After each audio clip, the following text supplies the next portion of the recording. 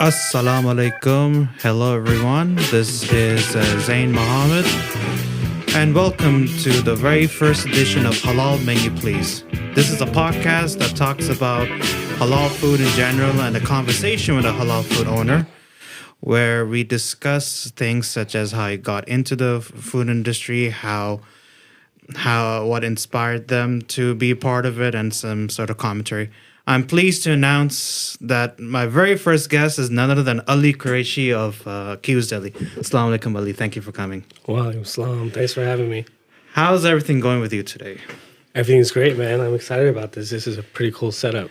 Yeah, I was actually inspired by watching clips of Conan O'Brien's podcast, and seeing other podcasts on YouTube where they just talk about random stuff. So, just tell a little bit about yourself. You know, what got you into the food industry and. Yeah, so basically, my father, when he came from Pakistan, he jumped right into the food industry here in Houston. In the early 80s, he lived in the Sharpstown area. He started off at a Italian restaurant, worked his way up to an assistant manager, and was in food ever since. After that, he ended up at a deli called Blimpie's, which had over 4,000 locations in America. Wow. And around the world. In the 80s and 90s, they were a really popular sub shop. And he worked his way up until he acquired his first Blimpie on Harwin and Gessner in the Sharpstown area. He acquired it, I believe, the year that I was born, 87. And I grew up in that deli. My first birthday was in that deli. And as I grew older, when I was 6 years old, I would stand on a chair and ring up on the register. At 8, 9 years old, I was answering the phone, taking deliveries. And I just followed my dad around, especially in the summers. And that's how I got into the industry. So, you guys didn't have halal options that time, right? No. In the 80s and 90s, I've talked to my dad about this. In the 80s and 90s, even here in Houston, it was ground beef and chicken breast. That's literally all you could find. There was maybe one or two locations in the city where you could find halal meats. And at that time, there was absolutely not even a conversation about halal deli cuts or other types of cuts of meats or anything like that. Interesting. It's crazy how halal food has grown. I have an aunt who's been here since 1983, and she told me that, she would have to drive far just to get one halal place. Yeah, I believe it. And at the time, my dad told me there was one masjid, and that was River Oaks. At the time, they called it East Side.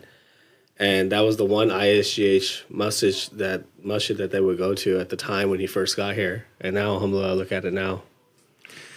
So, did you have any sort of favorites when eating at Blimpie's? Did you make your own sandwich with vegetables? Yeah, seafood? so I mean, growing up, I was in and out of eating fully halal meat, but I would eat the roast beef a lot, meatball sub,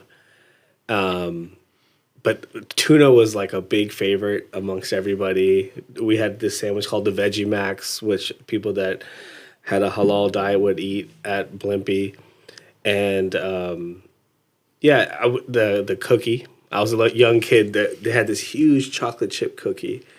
One of my best friends, Osman, me and him would hang out there while our dads would hang out, and we would eat the cookies all day.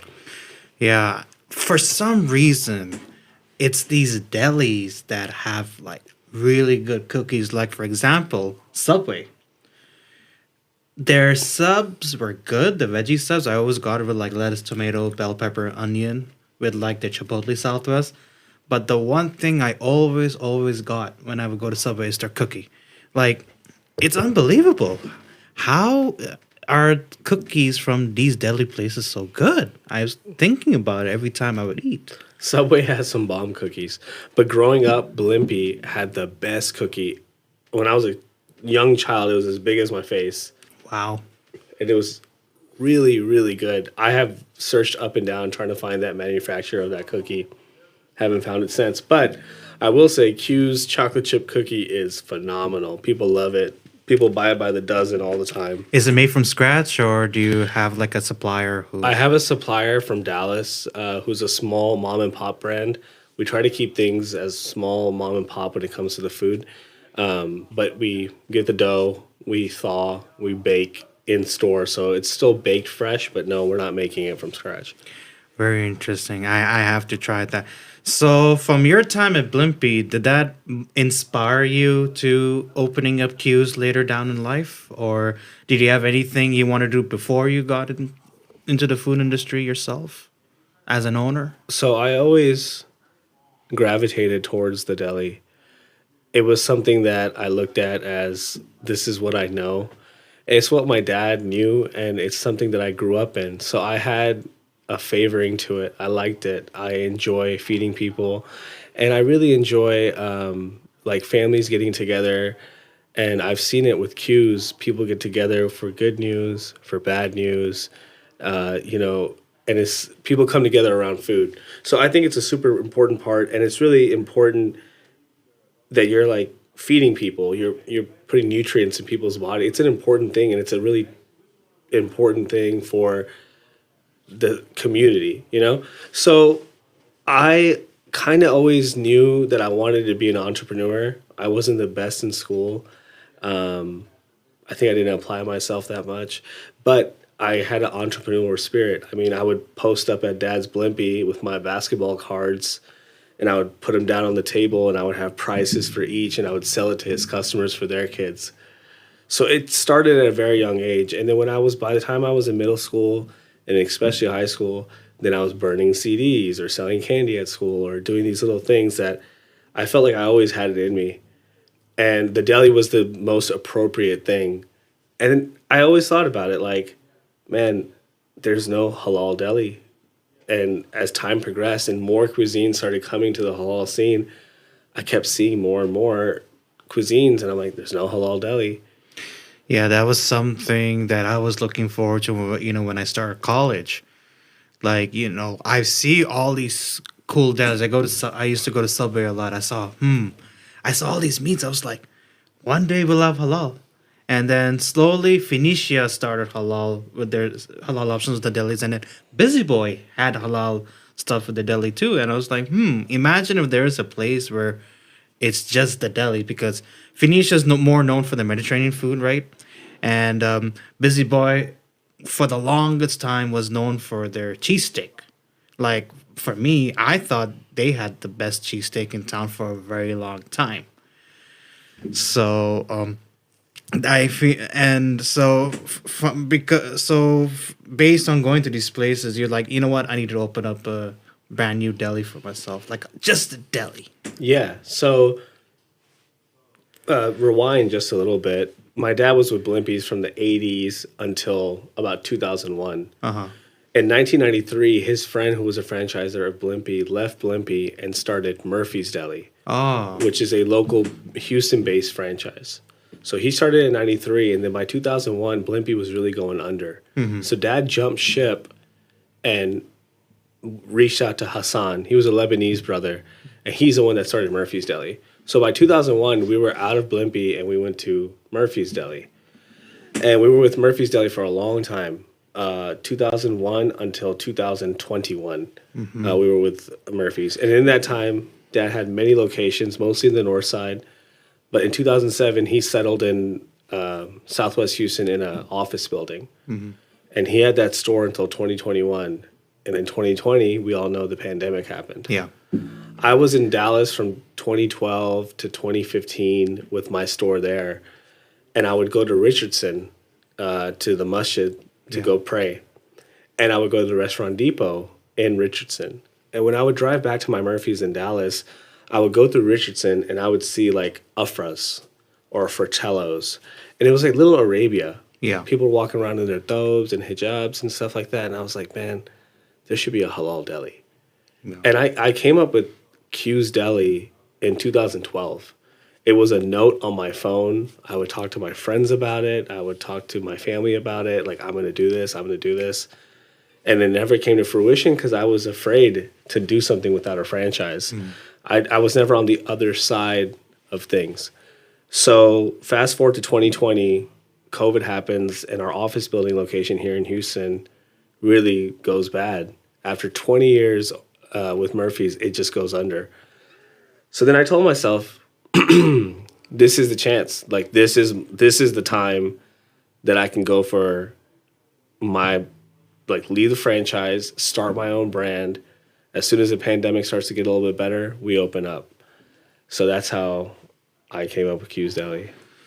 So, did the main people with Murphy's not allow halal before you opened Q's? Yeah. So it's so we have a Muslim brother that owned Murphy's Deli Corporation. Yeah. But the truth is, bringing in halal meat and scaling it to they had 120 locations at that time throughout Texas. I think one in San And Francisco. he owned all of them, or they're like franchised out? So a lot of them were company owned. Some of them were franchise based. okay. So my dad was a franchiser. We had a couple here and there, and it's hard. It's hard to do the halal meat. I'm 2 years into Q's, and sometimes I run out of something halal, and I'm out of it because it's scarce. It's kind of hard to find those specialty cuts.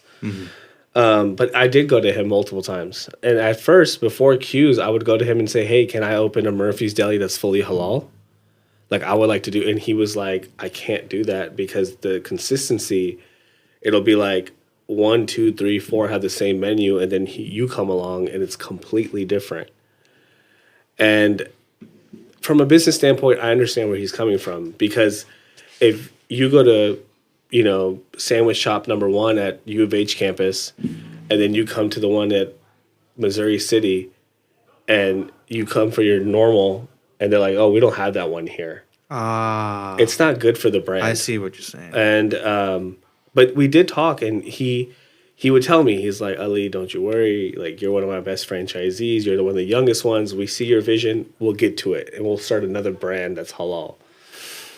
And it just never came to fruition. And it was kind of like, okay, kid, we'll get to it. Like, we'll do it. And I'm not talking bad about Hassan. He's like a second dad to me. And actually, he passed away the week before I opened Q's, stage 4 cancer. May Allah have mercy on him. And he was a really, really good guy. But he had 120 stores he had to worry about. So I'm not blaming him. I'm just saying, this is what happens a lot of times. When you see someone branch out and start their own thing, it's them going to their people and something not happening for a long time. And they're finally like, all right, you know what? I'm just going to do it. I know this with multiple people in this industry, that was the case, that they went to their owners as a manager or an operator, and they're like, hey, we should do this or we should do that. And they're like, yeah, we're going to do that. We'll get to it later. So do these franchises, the main companies, do they have like a contract with like specific meat suppliers? That, like, for example, Chick-fil-A, they have like this thing that they have a contract with multiple vendors for their chicken, and it rotates daily. Is that the same? Was that the same with Blimpie's and Jason's? It's actually Murphy's. Oh, I mean Murphy's. That's okay, but Jason's is probably the same thing. So yes, yeah, absolutely. The way that these franchises work, and this is how you get consistency from location to location. There are specific brands that you're supposed to purchase, and a lot of times you have to purchase from said franchisor. So with Murphy's, it would be us buying from their company for the deli supply. But absolutely, that's how it works. So Chick-fil-A, Murphy's Deli, whoever it may be, they have some specific brands that you have to buy, and you have to buy it from them. And then they have secret shoppers. And then they have like checks. Like, they'll come in and they'll be like, hey, we're here. We're going to open up your coolers. We're going to make sure you're purchasing everything from us. Wow. Yeah. It's kind of like what HMS does. Like, they do like these surprise inspections where they make sure that everything is halal and approved by them specifically. Yeah. I did not know that they would do that. So sometimes, like, someone would come in and they'd order a sandwich at Murphy's Deli, and they'd be kind of rude or giving me a hard time. And I'm like, what? is going on? And then I'll like find out that they're testing you to see how you react to a rude customer or things like that. And then they'll like check. Then they open up the sandwich, they take pictures, they send it to corporate, and make sure everything's right. Wow. Yeah, and it's happened before. Like, okay, I'll give you an example. Like, I ordered American cheese from Murphy's Deli. They were out, so then I had to get it from Restaurant Depot. So then they come for a surprise check, and I have cheese from somewhere else, and they knock off some points on my grade, and I'd had to explain it to them like, no, y'all didn't have it. And that's the cool thing about Q's. I can kind of do whatever I please. Yeah. I can put whatever I want on the menu. I can take whatever I want off the menu. If I want to do a Pakistani night or a Palestinian night, there's no one breathing down my neck telling me I can't do that. So alhamdulillah for that. Alhamdulillah, indeed. So let's jump from Murphy's to Q's. So when did you decide that, hey, I'm going to open up Q's, like during the pandemic? Yeah. So the pandemic happened, February, March 2020? Yeah. And our business of 20 years went from like booming to absolutely nothing. Yeah. And this was my dad's location. I had closed off mine, came back to his store, and I was helping him grow it. And I was in charge of catering. And catering was through the roof. Like, we were doing unbelievable numbers on catering with companies and things like that. And then overnight, boom, everyone sent home. Our building of 100%, 3 buildings in our office park of 100% occupancy go to less than 10% occupancy. And there was one day where I'll never forget. At this point, we kept our employees as long as we could during the pandemic, and then eventually we had to let them go. And then it was just me and my dad working the store by ourselves. That's how slow it was. Wow. And there was one day we did $11 in sales. My goodness. The whole day from like morning 7 to night? a.m.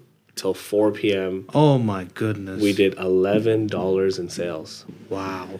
And I've never seen my dad or myself so stressed out. We've always had good business, alhamdulillah. Yeah. But the pandemic really it messed us up. And at that point, I knew, I was like, all right, you know what? It's going to be years before the office building gets back to normal. It's going to be years before Murphy's Deli gets back to normal. I've had this thing in my pocket for so long. I've been so scared.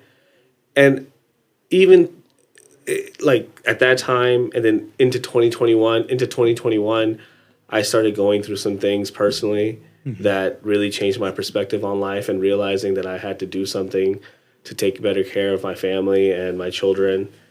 So all those things kind of came together, and I was like, all right, that's it. Like, I'm doing Q's Deli, and if I sink, I sink, and if I swim, I swim. This is my last resort. And I was like, deep down, I felt like, you know what, it's gonna do okay.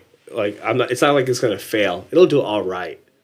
So, and then that's when in 2021, at the end of the year, I signed the lease for the location that we have now.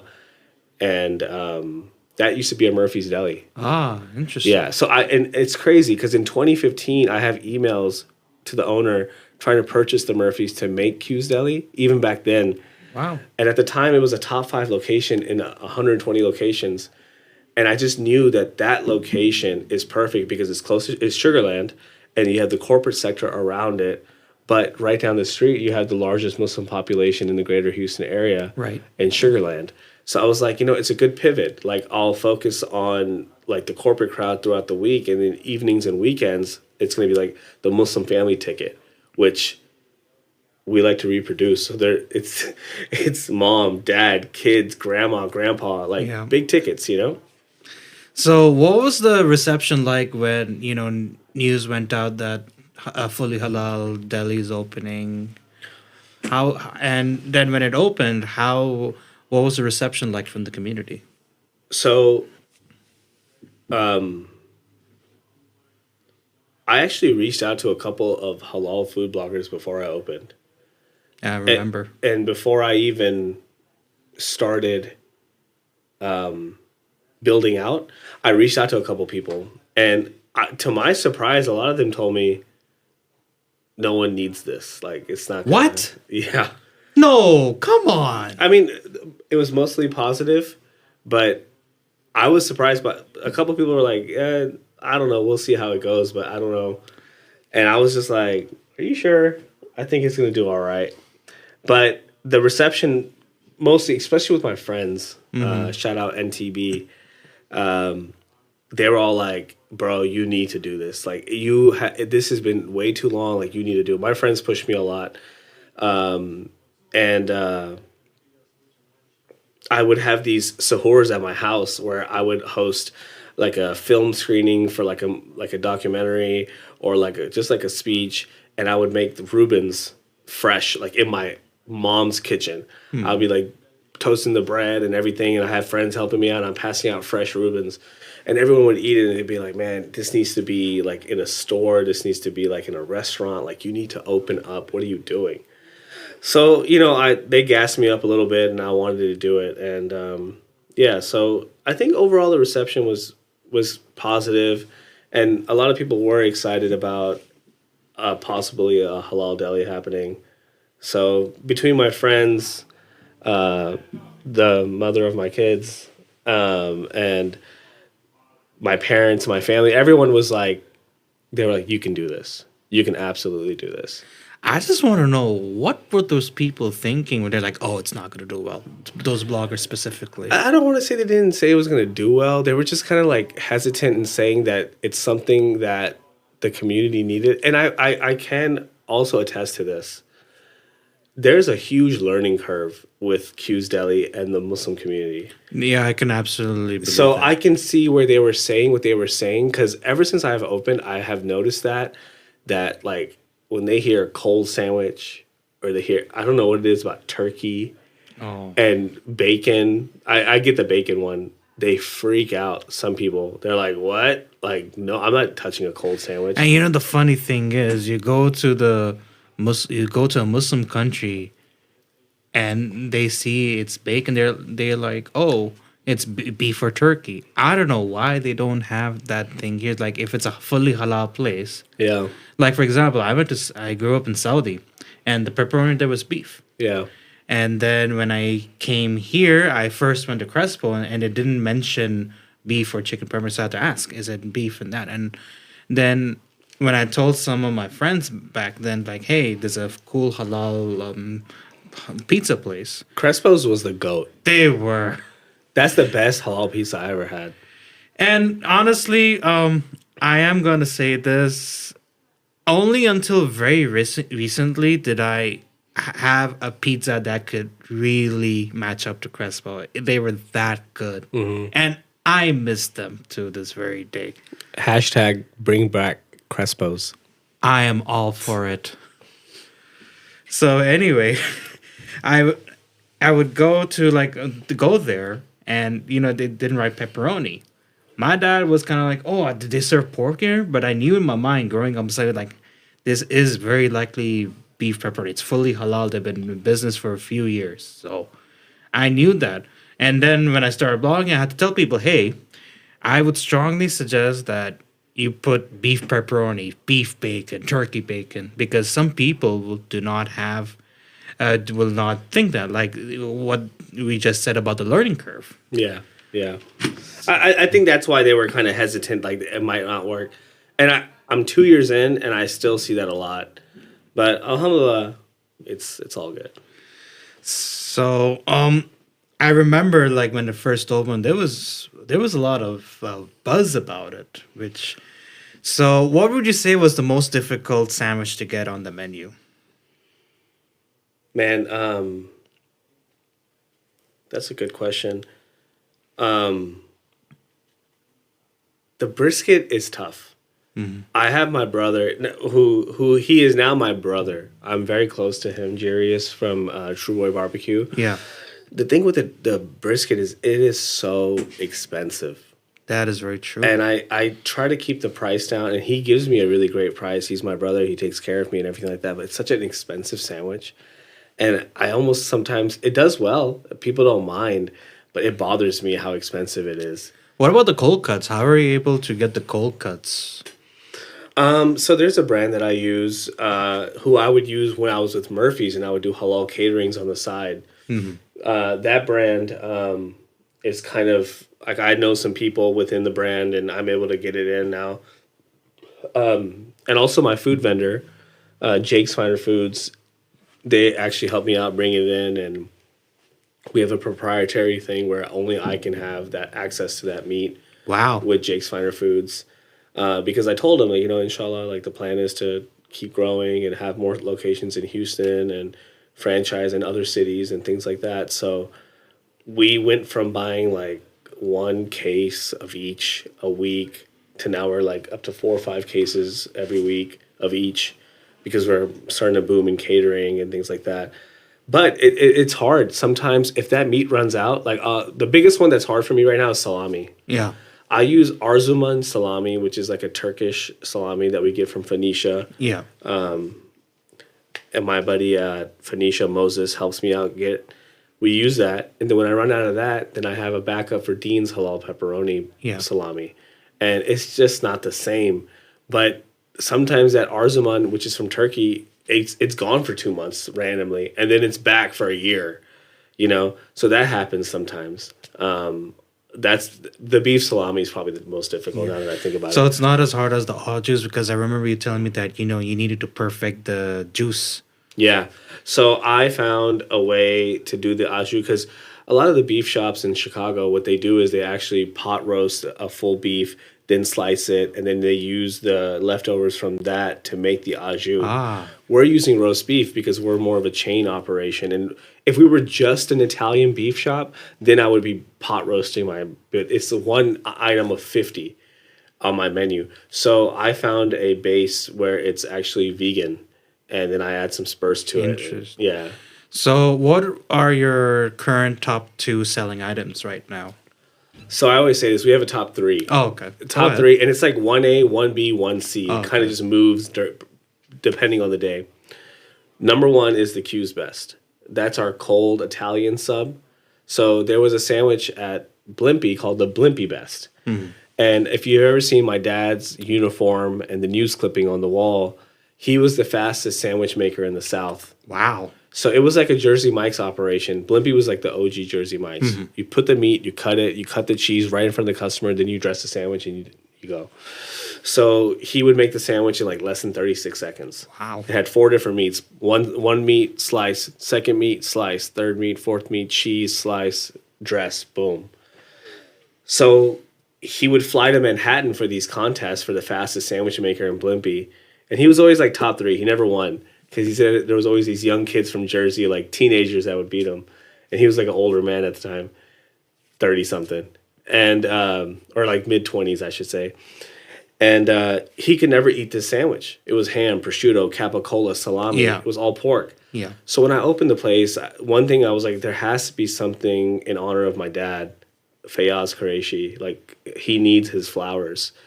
So I came up with the Q's Best: turkey, roast beef, salami and beef bacon, provolone, lettuce, tomatoes, onions, pickles, mayonnaise, oil, vinegar, salt, pepper, oregano.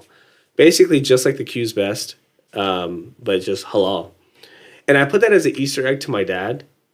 And I really didn't think it would be a top seller, but it just took off. Wow. It really just took off because I thought, oh, people don't want a cold sandwich. The Desi community, Muslim community doesn't want a cold sandwich. But the young kids gravitate towards it. It's a lot of meat. It's a hefty sandwich. It's really good. You can take it to go because it's cold. You can eat it the next day and it tastes the same. So that's number 1. Number 2 is the Reuben. The Reuben, we sell over 1,000 every month. Wow. It's the highest rated item on the Google Maps. It's the most talked about on the social medias and stuff like that. Pastrami, sauerkraut, Swiss cheese, Russian dressing, Marlboro rye.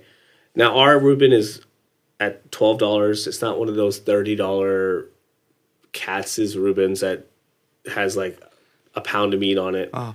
So the pound of wheat is why it's $30, or is it because it's Yeah, so at Katz's, Kenny and Ziggy's, the reason why those Reubens are so expensive is because they have so much meat on them. But that meat can last you for 3-4 days, truthfully, I feel. So we have a corporate sector. We have people that are trying to eat a normal meal, so we keep it small. But people do come in, do double meat, double cheese, triple meat, triple cheese, and like double meat is half a pound of meat. I mean, that's all 8 ounces of just meat, and then you have 2 ounces of cheese and the bread. You're looking at like 14 ounces on a sandwich, and that's hefty. Wow. So that's number two, and then number three is the burger, the Q Stack, which I take a lot of pride in because we're a deli, but we have one of the best burgers in Houston. It's a double bacon cheeseburger, grilled onions and jalapenos, homemade spicy ranch, which we call the Q sauce, on a jalapeno cheddar bun, and I think that bun just it's like chef's kiss right on top, you know. Interesting. Do you have any customer stories? Like any interesting ones? So since we've opened, we are blessed. We have a really good customer base. Everyone's friendly, everyone's respectful, and it's like the best customer base I've ever had. So the corporate sector, these guys are super sweet. They're the ones that come in every single day. I've learned a lot of their names, their orders. We start making it when they walk through the door. They're really great, and the Muslim community, it's amazing. It's amazing, like how people are appreciative of our concept, and like they'll come and they'll say like, I'm from this place, or I grew up here. I've never seen anything like this, and thank you so much for bringing this to our community. So I mean, I want to say like 99% is all very positive. There's a lot of love, and we try to give back to the community as much as we possibly can. Whenever the masjid reaches out, or the nonprofits reach out, I do anything that I can to accommodate and help. And I think they all know that, and it's like give and take. There's a lot of love involved. Yeah. Yes, there are a few stories here and there of a tough individual that comes in and gives us a hard time and things like that, but we've never had anything too crazy. So I'll just leave it at that. It's mostly positive, very positive. And so, is the sandwiches are? Do you think that the Desi Muslim community is slowly grasping on the concept, Yes. or do you have people who still want that Desi food? That will never end. The Desi people that come in that want Desi food, I think that's never gonna end. You know, the aunties will come in and they'll be like, "Can you put some masala on my fries?" Or "Can you make this hot and spicy?" Or "Do you have chili sauce?" and things like that. And then I accommodate what I can, but certain things I have like a line where I'm like, "No, we're not gonna do that." Like, because I don't want to lose myself, and I'm not a Desi restaurant. I'm not a South Asian restaurant. Right. We are an American establishment that happens to be halal. And the reason why we have a bunch of other people coming into our store is because we keep that motto. We are an American establishment that happens to be halal. And the reason why is if you do it the other way around, we're a halal restaurant that's American, then you start to alienate everybody else. Right. Most people don't want masala on their fries, Right. you know? And more power to all the Desi shops. There's 100 places you can go for that type of food. But when you come to Q's, we want you to have American food. And not everything has to have a Desi twist on it all the time. I mean, right in the same strip mall, you got Kebab Shack where you can have masala. And couple, like 5 minutes away is Aga's and Las Bella. Yeah, and shout out to Kebab Shack. Yeah. I feel like they're super underrated. Yeah. And the brothers Ali and Omar, I think they do a really good job. And if you guys haven't ate at Kebab Shack, I would say, pay them a visit. Really good food. And they're right next to us. They're our neighbors, and we have much love and respect for them. You find it funny, right? Do you sometimes find it? I find it funny, but do you find it funny that, there are people who will still want that masala? Because just the other day I was at Reza, they added tandoori chicken curry. And I was thinking, why? Out of all places in Houston, Hillcroft. I mean, just go down. You got tempura, you got shanai, you got angara, which, by the way, is really good if you love Hyderabadi food. Why would you go to a Persian place and want them to give you something curry or spicy? Like, they gave me a sriracha sauce. I've been going there since 2022. Never before was I given a ball of sriracha for my food. And then when I went on Thursday, they gave it. I was like, "What is?" So Reza, Yeah, which is my favorite. Shout out Tony. He's a good friend of mine. Yeah. He's a really nice guy. He's the kind of guy you cheer for to just win. Yeah. Mashallah, he's a great guy. I think they get a lot of Daisy customers. And not only that, I think after he's opened the banquet hall, now he's booking more parties. And those are probably South Asians that are booking those parties. And they're the ones probably coming to him like, hey, like, what can we do? Like, we want something a little Daisy. So that's probably why he did it. And he wanted to accommodate them. And I'm sure he's testing it out. We'll see what happens with it. But that's probably why he has that. But yeah, for my concept, I have a dream to make this into a franchise. And I would like one to be in every major city that I can get to. And I mean, that's wishful thinking. And may Allah subhanahu wa ta'ala, whatever's meant to happen will happen. I mean, but that's why I have to stick with this. Hey, we're not doing that. That's why I have the Pakistani nights. Yeah. That's why I have Palestinian night. That's why I have the Suhoor events or the special one-offs. It's to accommodate those, things. And then people will come to me and they'll be like, "Oh, you should put the Nahari beef sandwich on the permanent menu." What? And I'm like, look, if I put it on the permanent menu, no one's gonna buy it. That too. It's supply and demand. I'm a sneakerhead. Yeah. So I know like it's supply and demand. And I actually use that as much as I possibly can. It's like I hype something up, I do a limited drop, and if you're there, you're there. And if you're not, you missed out. So it gets more people out. People will rush and try to make it happen more. Do you think more of these non-Desi restaurant owners or Desi owners who run non-Desi restaurants, do you think they should be more open to telling people that, hey, we're not a Desi place? I think to each their own. Mm-hmm. This is my way of thinking. And the couple of people that I have spoken to, they kind of feel the same way, that they're going to hold their ground, that we're the next generation. And yeah, we might have South Asian a background, but we're born and raised here in Houston, or we're born and raised in America. We have a different type of palate. And as much as we love Desi food or spicy food or whatever it may be, that's not like our everything. Like we eat that one day, then the next day we can have a cold cut. The next day we can have a Mad Dog. We can have a crypto burger, whatever it may be. And we can enjoy it thoroughly without having to masala it up. Yeah. I've seen those sort of places in Dallas. And then, so I was like, you know what? I just won't.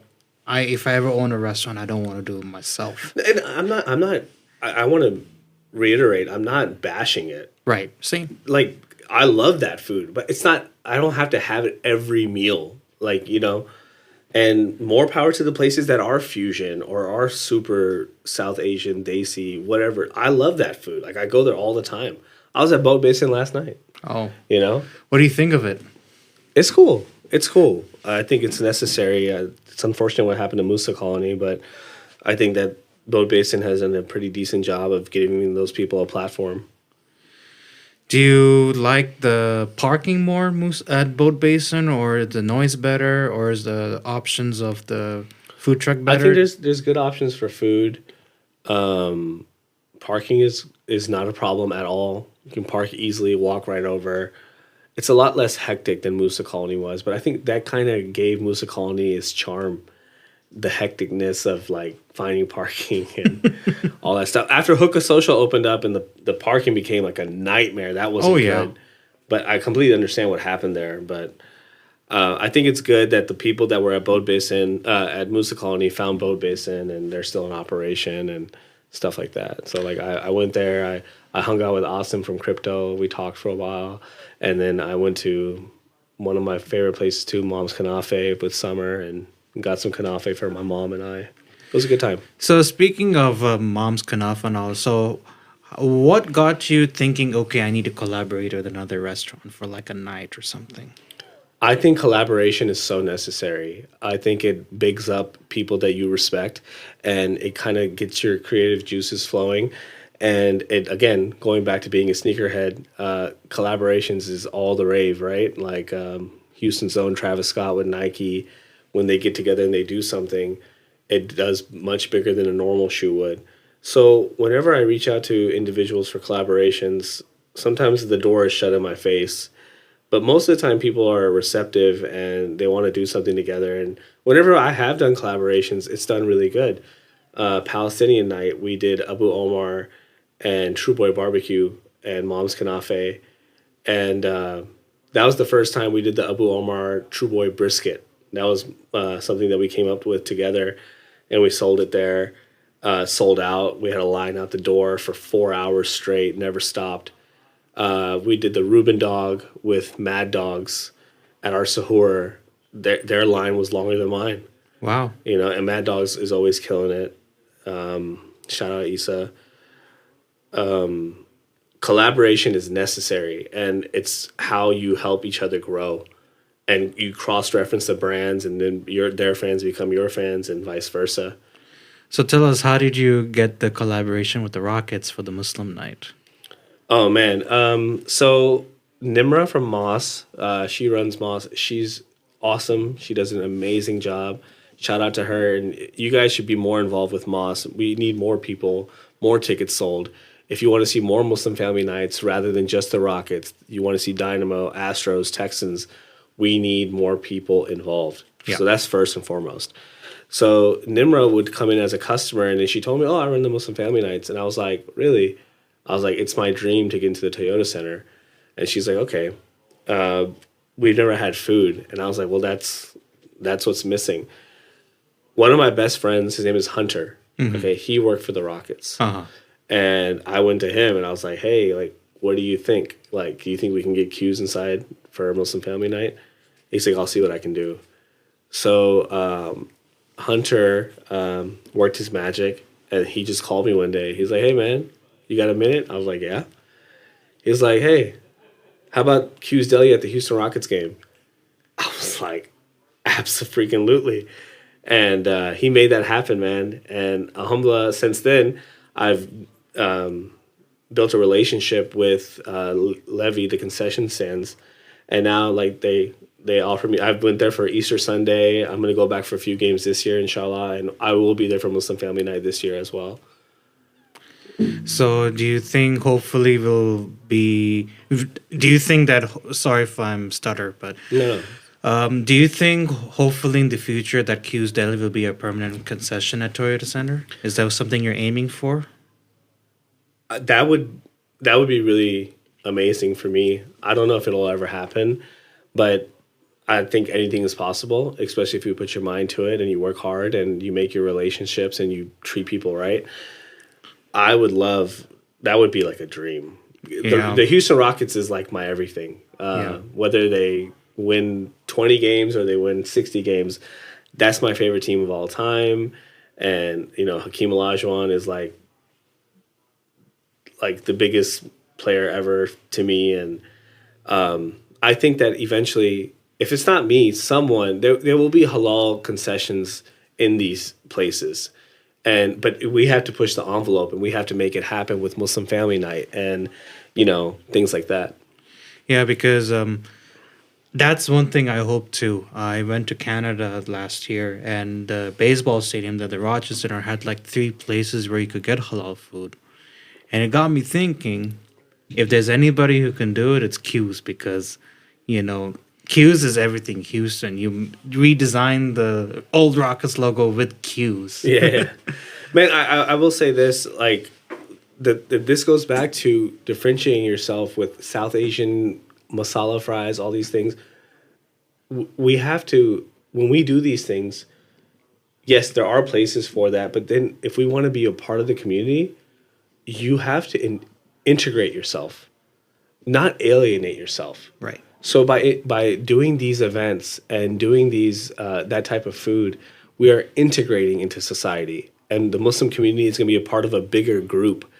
So that's why I do these things, and that's why I push so much. And I'm annoying to people, bro. I know I am. I'm knocking on doors. I'm texting. I'm calling. I'm doing all these things, and sometimes people don't want to work with me. That's okay, but I'm going to try anyway. I'm okay with the door being shut in my face.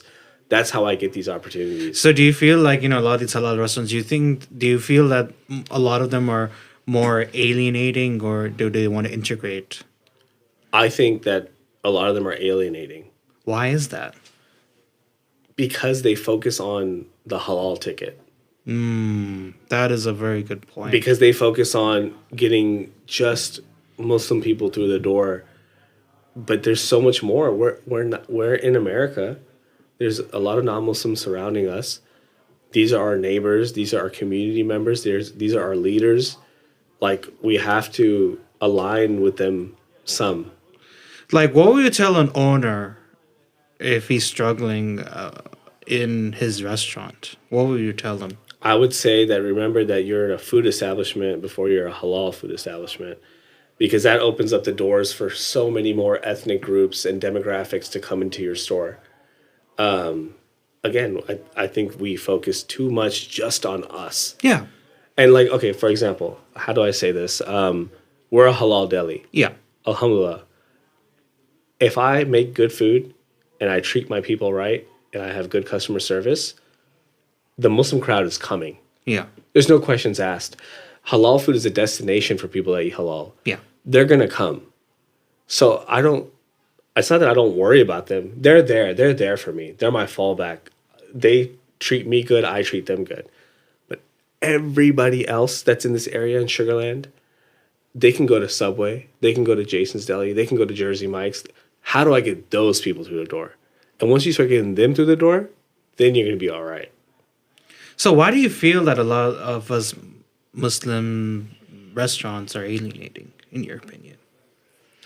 Could it be like this thing where I don't want to say alienating.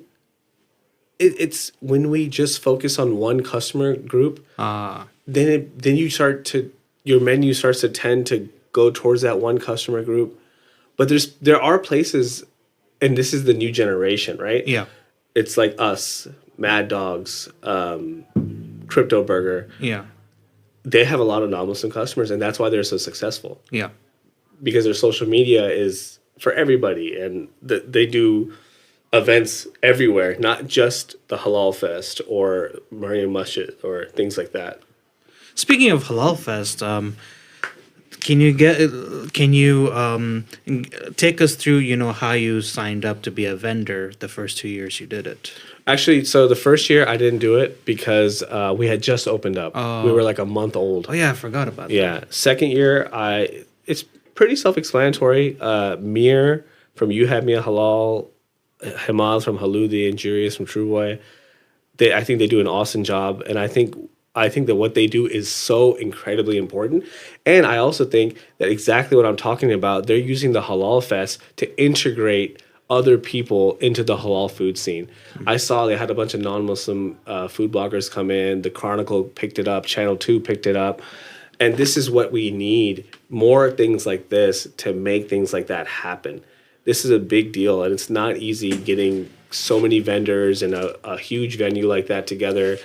But yeah, the way it works is, you reach out, you apply, you pay a fee, and you get a space, and that's that. It's pretty self-explanatory. And what was the reception like of a deli at the Halal Fest? So it was a learning curve for me. I went in there with a cold cut sandwich, the Q's Best, and it didn't do so great.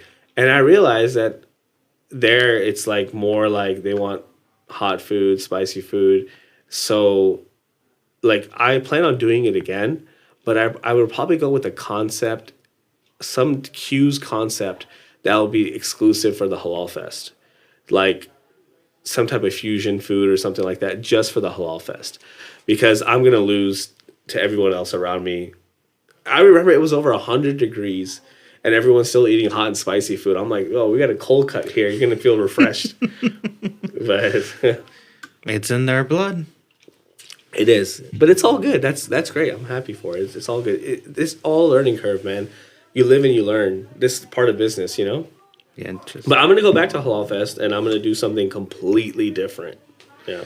So if that thing takes off, are you going to plan on adding it onto menu, or are you going to make it on special No, request? I won't ever add anything like that to the menu. It has to be an American menu because I want this to be in every city as a routine franchise. Do you have any cities you plan on opening in, or you hope to open in?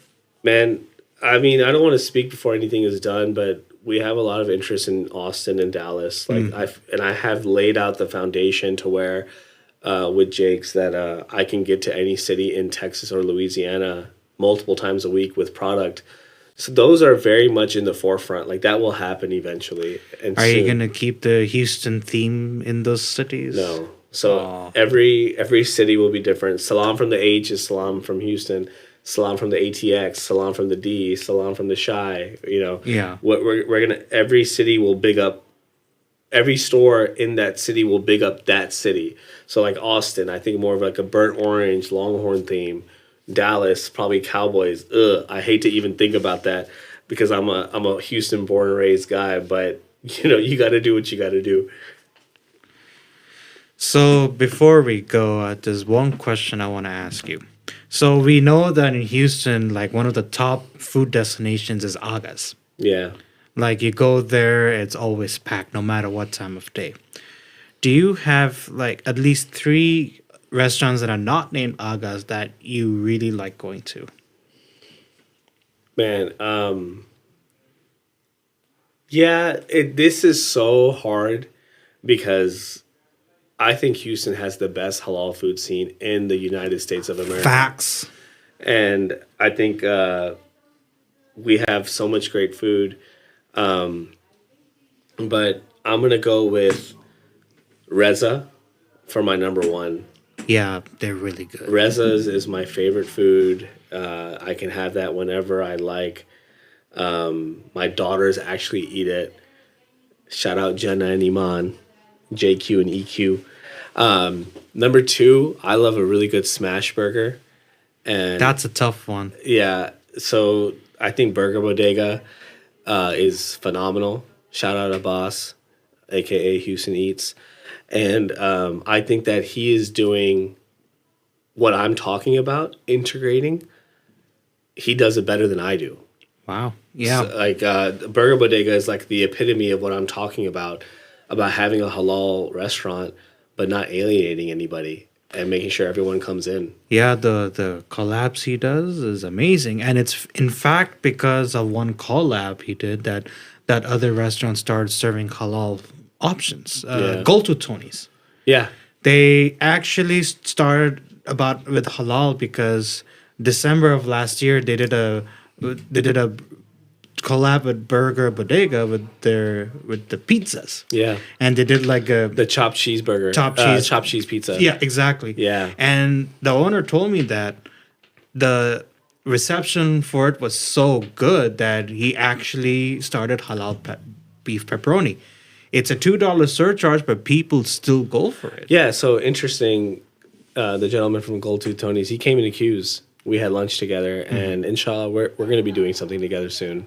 I cannot wait for Yeah, it. that's going to be really cool. I'm excited about that one. Okay, so yeah, I would say a Boss Burger Bodega is number 2. And then number 3, I'm going to just put out there is like, I call them the usual suspects. That's what I call them.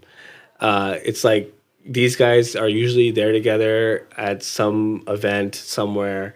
And I feel like they do such a good job of what I'm talking about. So it's like Mad Dogs, Crypto Burger, and Mom's Kanafe. Wow, so theory type for Yeah. third essentially. What I'm saying is, and this is in no particular order, but I am looking forward to the next generation bringing these things like Mom's Kanafe. Yeah. Like she took her mom's recipe, named it after Mom's Kanafe, and she's done an amazing job. I brought her along with me when we got to meet Motaz Aziza at the Unrun event when we got to cater for them. And I think that these places are so important, like Crypto Burger. Like I was talking to Awesome last night, and look, they got 4 locations, man. They're killing it. They're doing a good job. And Mad Dogs Isa, from the day they opened, I was like, man, this is such a good idea. I remember every single pop-up they did before they opened the truck, it was the longest line. Bro, they were killing it. And I would always post on Q's Deli. I'd be like, these guys got next. These guys got next. And they're on top. They're on top for real. Like, he's killing it. And he has much more in store. You guys will see soon. I'm curious what he thought about introducing a smash burger. I don't know. I think maybe, actually, we shared a ghost kitchen. The Memorial Food hall, and we shared the space, and I never opened. As soon as I signed that lease, we like catapulted to a whole nother side of the business, and he basically was running the whole kitchen, and they were absolutely killing it. But what he told me, and what I noticed as well, was a lot of times when you go into a ghost kitchen, it's a couple of different concepts under one kitchen. Mm-hmm. Like I know other halal vendors that are in there, they have 4 places in one kitchen. Wow. So you have to kind of diversify to kind of make it. So I think I don't want to speak for him, I don't know. But I think that's what he was doing, and he's doing a really good job for himself. All right, Ali. It was great talking. We're almost out of time. Yeah. Thank you so much for coming out. And thank you guys for listening. I will see you guys soon. Take care. Assalamu alaikum.